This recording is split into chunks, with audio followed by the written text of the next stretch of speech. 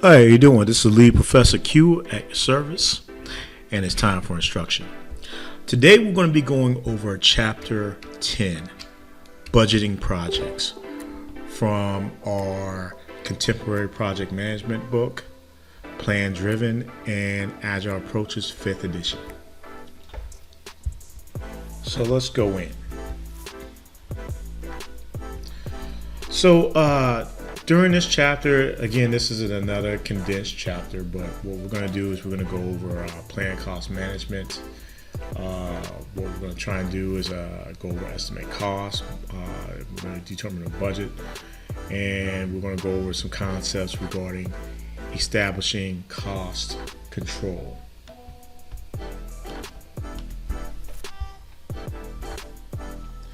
So let's go over plan cost management and cost management planning.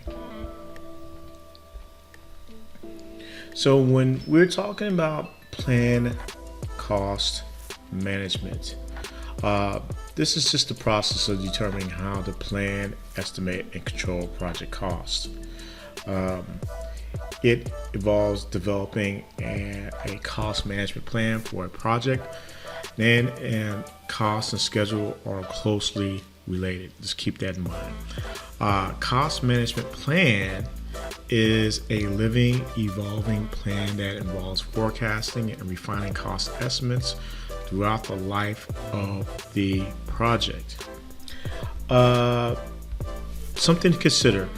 When you're dealing with cost, you have the activity resource estimating, you have the cost estimating, you have the budget determination, and you have cost control. Those are 4 things that you must include in your cost. Let's talk about cost management plan content. So you have costs that are included, such as internal, external, and contingencies.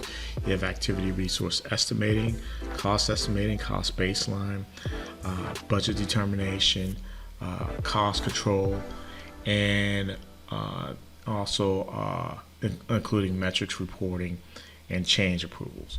The cost management defines the cost baseline and modify it. And basically what you do as a project manager is you modify it. It's modified based on whenever necessary, and it's used for monitoring and controlling cost. A project cost management plan must be consistent and aligned with the methods of that said organization that you're working under.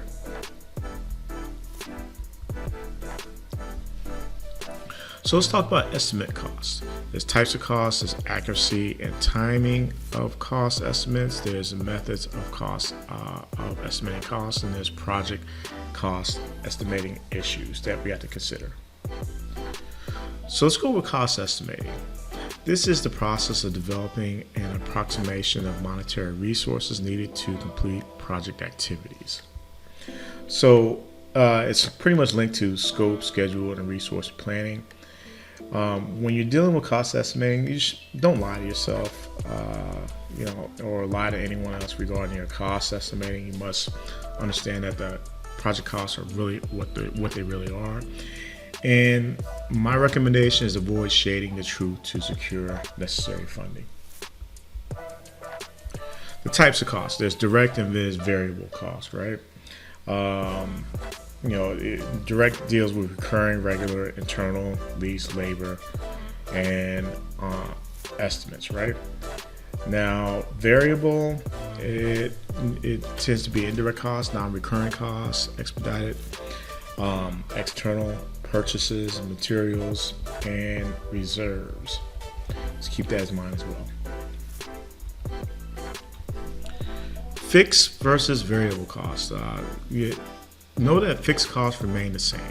Variable costs vary directly with the volume used.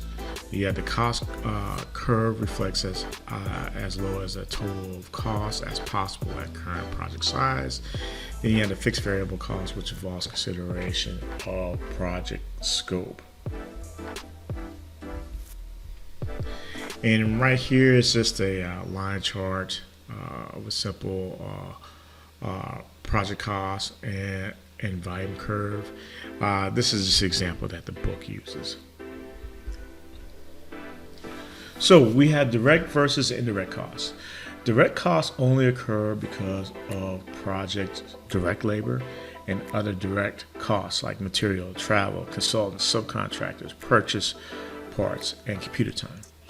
Indirect costs not associated with one specific project are things like salaries, buildings, utilities, insurance. Costs are allocated across, these type of costs are allocated across the project. And the PM needs to understand how these costs are allocated at the end of the day. And right here, this is just an exhibit you can take a look at in your book. It shows direct and indirect costs in a work package and how it's tracked in some organizations. It's just an example of what Temple would look like to track these type of costs. So now this year, take a look at this example and take what you can from it. You have recurring versus non-recurring costs. So recurring costs repeat as the project work continues. For example, costs of writing code or laying brick. They occur most during the project execution. You have non-recurring costs that happen only once during a project, like a design or a development. Generally, they occur during the planning and closing phase of a project. You have what's called regular costs preferred. Regular versus expedited costs. Typically, regular costs are preferred. Expedited costs occur when a project must be sped up over time, expedited shipping, etc.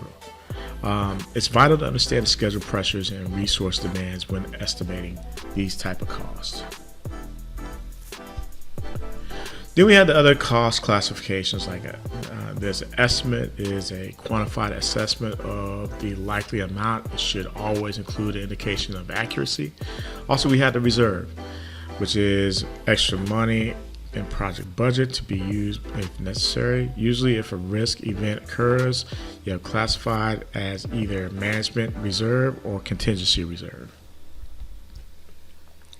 Management reserve is money assigned to the project for unknown possible costs and money with that senior management controls. Contingency reserve is money assigned to the project and allocated for identified risk for which contingency reserves are developed. Then we have accuracy of timing for cost estimates. The project manager can estimate costs associated with each work package more precisely as the project becomes well-defined in the work breakdown structure. Then you have estimates that should be documented at the level of confidence the estimates should be described. And right here is just a bell curve of project estimate comparisons and initiation, planning, execution, and closing phase. Kind of gives you the level of accuracy and how much is being spent throughout a plan-driven waterfall project.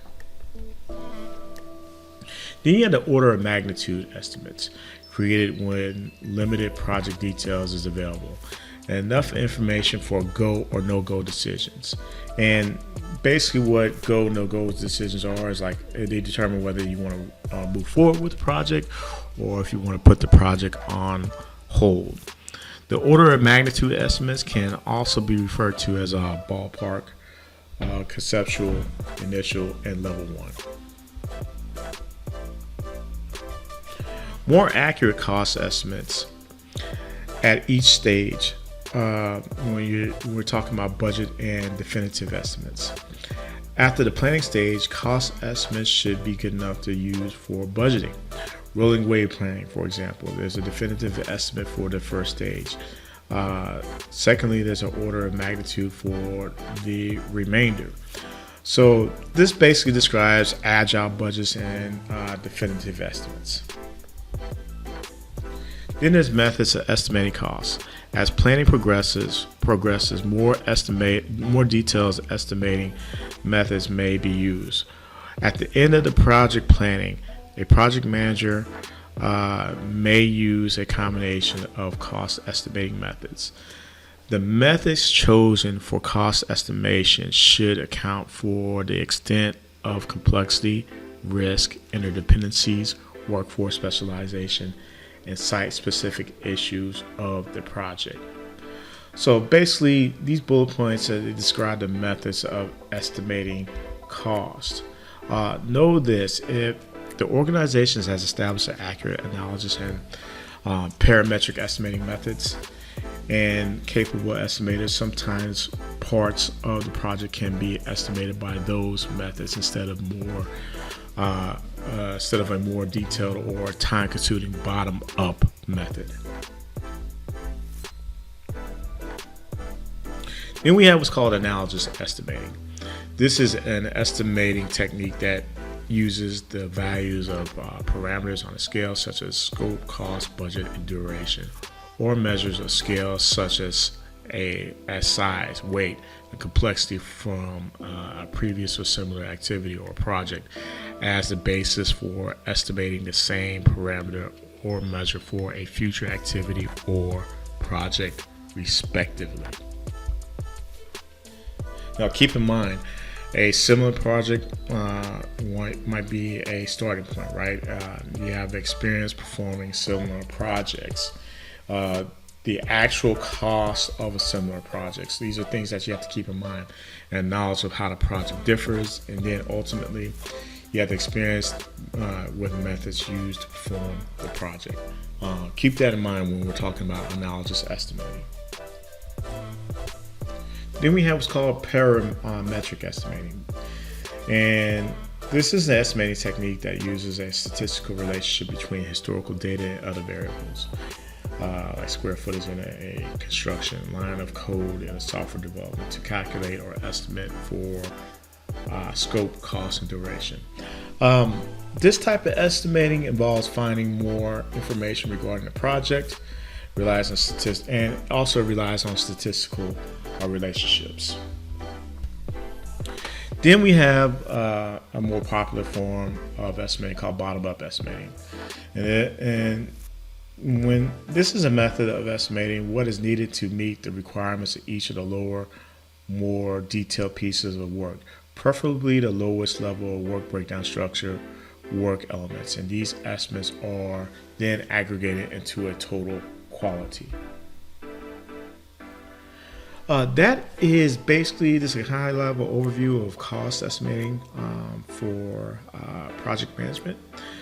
If you have any questions or comments, just go ahead and please put them down in my comment section. Have a good rest of your day. Thank you.